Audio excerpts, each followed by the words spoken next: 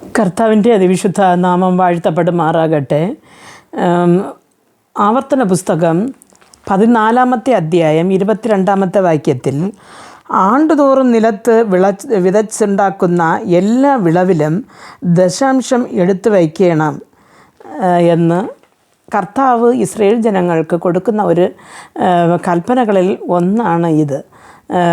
താൻ കാനാൻ ദേശത്തിലേക്ക് പോകുമ്പോൾ ഇസ്രായേൽ ജനങ്ങൾ ഫോളോ ചെയ്യേണ്ട കാര്യങ്ങളിൽ ഒന്നാണ് ഇത്.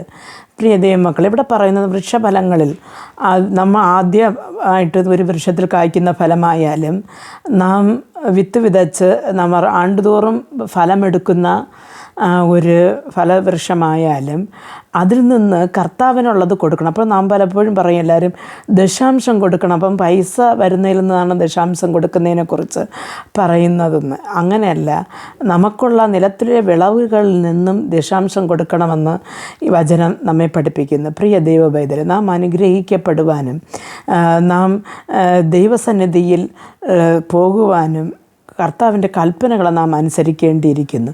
മലാഖിയുടെ പുസ്തകം 3 അധ്യായം 8 വാക്യത്തിൽ നാം അവിടെ വായിക്കുന്നു, മനുഷ്യൻ ദൈവത്തെ തോൽപ്പിക്കുന്നത് ദശാംശത്തിലും വഴിപാടിലും ആണ് എന്ന് അവിടെ വചനം പറയുന്നു. അപ്പോൾ മനുഷ്യൻ ദൈവത്തെ തോൽപ്പിച്ച് കളയുന്നു എന്നാണ് ദൈവത്തിൻ്റെ പരാതി.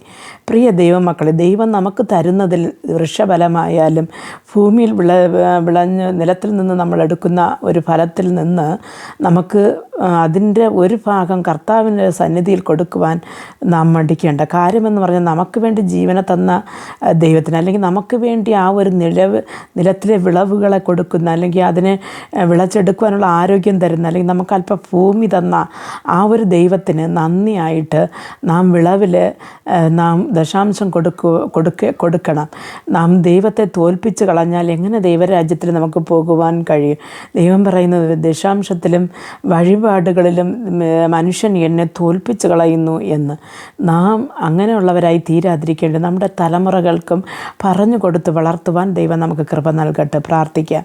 ഞങ്ങൾ അതിവാത്സല്യമായി സ്നേഹിച്ച് വഴി നടത്തുന്ന ആ സ്വർഗസ്ഥ പിതാവേ, ഞങ്ങൾക്ക് അങ്ങ് തന്നിരിക്കുന്ന ഭൂമിയിൽ നിന്ന് കർത്താവേ, വിളഞ്ഞുണ്ടാക്കുന്ന വിളവുകളിൽ ഒരു പങ്ക് കർത്താവിൻ്റെ സന്നിധിയിൽ നാം ദൈവമേ കാണിക്കയായി കൊടുക്കുവാൻ, വഴിപാടുകൾ കൊടുക്കുവാൻ എൻ്റെ ദൈവമേ നീ അങ്ങ് ഞങ്ങളെ സഹായിക്കണമേ എന്ന് പ്രാർത്ഥിക്കുന്നു.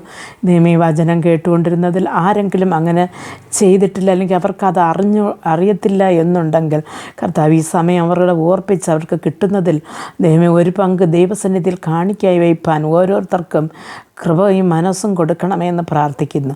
നിങ്ങളുടെ രാജ്യത്തിൽ ഞങ്ങൾ വന്നു ചേരുവോളം നിൻ്റെ വചനത്തിൽ തന്നെ നിലനിൽപ്പാൻ ഞങ്ങൾ ഓരോരുത്തർക്കും കൃപ നൽകണമേ എന്ന് പ്രാർത്ഥിക്കുന്നു. യേശു ക്രിസ്തുവിൻ്റെ നാമത്തിൽ പ്രാർത്ഥിക്കുമ്പോൾ പ്രാർത്ഥന കൃപയോട് കേട്ട് മറുപടി നൽകി തരണം നല്ല പിതാവേ. ആമേൻ.